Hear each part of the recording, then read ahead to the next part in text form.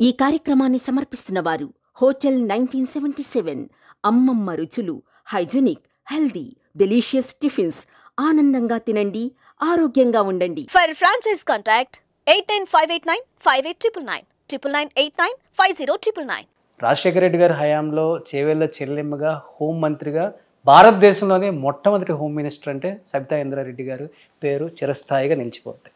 ఈరోజు ఇదే చేవేళ్ళ అక్క కాంగ్రెస్ పార్టీలో ఉండుంటే మళ్ళీ రేవంత్ రెడ్డి గారి హయాంలో కూడా హోమ్ మినిస్టర్ అయ్యి ఉండేవాళ్ళు. గెలిచిన తర్వాత ఆమె మళ్ళీ ఆహ్వానించారు, రండి మంత్రి స్థానం ఇస్తాము, మీరుంటే బాగుంటుంది. కోర్ కాంగ్రెస్ అంటేనే సబితా ఇంద్రారెడ్డి. అలాంటి సబితా ఇంద్రారెడ్డి లేకపోతే ఆ బాధ అనేది ఆ పార్టీలో ఉన్నమాట వాస్తవం కాదా? మీరు ఒకటి చెప్పాలి రోషన్ మీకు అందరికి, ఎందుకంటే చాలా మంది ఇదే అనుకుంటారు, కాంగ్రెస్ పార్టీ సబితమ్మ ఫ్యామిలీకి చాలా చేసిందనే ఫీలింగ్ మీరు మాట్లాడుతూ ఉంటారు బయట. డెఫినెట్గా హోమ్ మినిస్టర్ అనేసరికి దేశంలో ఎక్కడ లేని విధంగా ఇచ్చారు కాబట్టి ఆ డిస్కషన్ అటు పోతూ ఉంటుంది. కానీ కాంగ్రెస్ పార్టీకి ఆ రోజు ఇంద్రారెడ్డి గారు చనిపోయినప్పుడు ఎంతమంది ఆ రోజు పార్టీలో జిల్లాల పార్టీ ఏం లేదు, మీరు ఎట్లా ఉంటారు, ఇంద్రారెడ్డి అంటే ఏదో నడిపించారు, మీరు నడిపించలేరు అనే లెవెల్ అన్నా కూడా నేను కాంగ్రెస్ పార్టీలోనే ఉన్నాను. 2004 to 2009 వరకు రాజశేఖర రెడ్డి గారు ఉన్నారు. అందుకే చెప్పిన ప్రతి అడుగులో ప్రతి దాంట్లో ప్రతి ఒక్క దాంట్లో రాజశేఖర రెడ్డి గారు ఉన్నారు నాతో. నేనే కాదు, 2004 to 2009 వరకు కాంగ్రెస్ పార్టీలో మహిళలకు ఉన్న గౌరవం అలాంటిది. ఎంతమంది మహిళల్ని రాజశేఖర రెడ్డి గారు ఎంకరేజ్ చేశారు. అవును, నేను ఒక్కదాన్నే కాదు, సునీతను, సురేఖ, డికే అరుణ గారు, గీతక్క, అరుణక్క, చాలామంది లేడీస్ని ఆ రోజు రాజశేఖర రెడ్డి గారు అంత ఎంకరేజ్ చేసేవాళ్ళు. జిల్లాని లీడ్ చేసే స్థాయిలో మమ్మల్ని తీసుకొచ్చారు రాజశేఖర రెడ్డి గారు. అందులో రంగారెడ్డి జిల్లాని నాకు లీడ్ చేసే ధైర్యాన్ని ఇచ్చారంటే అది ఆషామాషేం కాదు. కానీ 2009 తర్వాత రాజశేఖర రెడ్డి గారు చనిపోయిన తర్వాత మెల్లిమెల్లిగా నాకు కూడా ఇబ్బందులు స్టార్ట్ అయినాయి కదా పార్టీలో. ఒక రకంగా కిరణ్ అన్న మాకు బాగానే సపోర్ట్ చేశాడు, కిరణ్ అన్న ఉన్న రోజులు కూడా సపోర్ట్ చేశాడు. కానీ జగన్మోహన్ రెడ్డి గారి ఇష్యూ వచ్చినప్పుడు మాలాంటోళ్ళని ఇబ్బంది పెట్టారు కదా. మాకు సంబంధం లేకపోయినా జగన్మోహన్ రెడ్డి గారి మీద కేసు పెట్టాలంటే డెఫినెట్గా మాలాంటోళ్ళని ఎవరినో కానీ బలి చేయాలని మా భుజం మీద తుపాకు పెట్టి కాల్చే ప్రయత్నం చేస్తున్నారు. ఆ రోజు ఇప్పుడు పార్టీ నాకు ఏం చేసింది, 2009 నుండి 2014 వరకు చూసుకుంటే 4 సిబిఐ కేసులు నా మీద. ఒక్కరోజు నేను పార్టీ గురించి అగ్నిస్ట్గా మాట్లాడలేదు. నా పార్టీ నాకు ఎట్లా అన్యాయం చేస్తుంది, చాలా 4 కేసులు పెట్టారు. జగన్మోహన్ రెడ్డి గారికి ఉన్న ప్రతి కేసులో మమ్మల్ని ఎవరినొకరిని చూపించాలి. కొన్ని కేసులలో నన్ను, కొన్ని కేసులలో ధర్మన ప్రసాద్ని, కొన్ని కేసులలో మోపిదేవి వెంకటరమణని, ఇట్లా మమ్మల్ని పెట్టేశారు. అంటే ఎవరైతే రాజశేఖర రెడ్డి కుటుంబానికి ఆ రోజు దగ్గర ఉన్నారో వాళ్ళని కొట్టేశారు, ప్రయత్నం చేశారు. సో ఆ రోజు ఒక్క మాట మాట్లాడలేదా నేను? 10 సంవత్సరాలు మంత్రి పదవి కాదు, నేను 9 సంవత్సరాలే చేశాను కాంగ్రెస్ పార్టీలో. 1 సంవత్సరం ముందు రాజీనామా చేయమంటే చేశాం కదా, ఒక్క మాట మాట్లాడానా ఎందుకు రాజీనామా చేయాలని? మాట్లాడలేదు.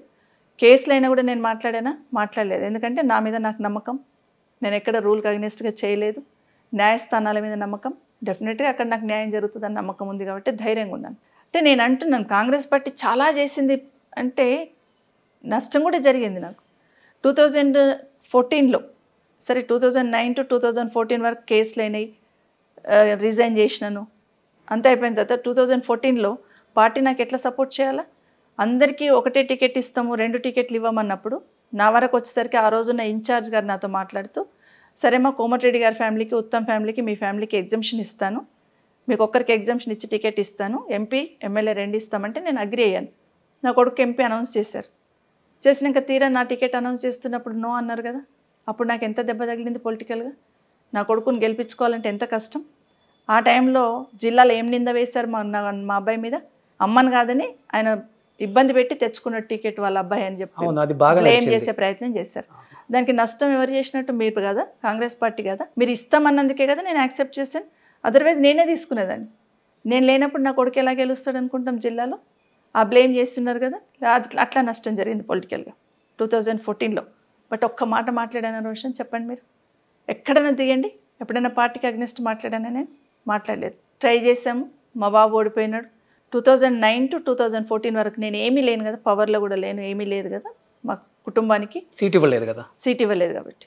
మా అబ్బాయి ఏమో ఓడిపోయాడు, నాకేమో సీట్ ఇవ్వలేదు మీరు. అయినా కూడా నేను పార్టీకి సర్వీస్ ఇచ్చిన కదా, పార్టీకి సర్వీస్ చేసిన కదా, పార్టీ జెండా పట్టుకొని పనిచేసిన కదా. అయినా మీరు ఓ పెద్ద మనిషిని తీసుకొచ్చారు పార్టీలోకి, కనీసం మాట వరుస కూడా అడగలేదు, రైట్? ఎందుకంటే నా పార్లమెంట్కి సంబంధించి. అయినా కూడా నేను మిమ్మల్ని ఏమనలే కదా. డెఫినెట్గా రోజు రోజు జరుగుతున్న పరిస్థితులు చూసినప్పుడే కొంచెం బాధ అనిపించింది. 2018లో కూడా రాజేంద్ర నగర్ నుండి టికెట్ ఇవ్వండి మా బాబుకని 2014లో అష్యూరెన్స్ తీసుకున్న వాళ్ళతో నేను 14-15లో అష్యూరెన్స్ తీసుకున్న పార్టీ నుండి ఓకే అన్నారు. రాజేంద్ర నగర్లో పనిచేసుకుంటున్న సందర్భంలో లాస్ట్ మినిట్ వచ్చేసరికి మా బాబుకి టికెట్ కట్ చేశారు కదా. రీజన్ ఏంటి? రేవంత్ రెడ్డి గారిని పార్టీలోకి తీసుకొచ్చామని ఒకే ఒక రీజన్తో కార్తీక్ టికెట్ కట్ చేశారు. అయినా ఒక్క మాట మాట్లాడలే కదా నేను. సుమన్ టీవీలో మీ పర్సనల్ అండ్ బిజినెస్ ప్రమోషన్స్ కోసం కింది నెంబర్కి కాంటాక్ట్ చేయండి.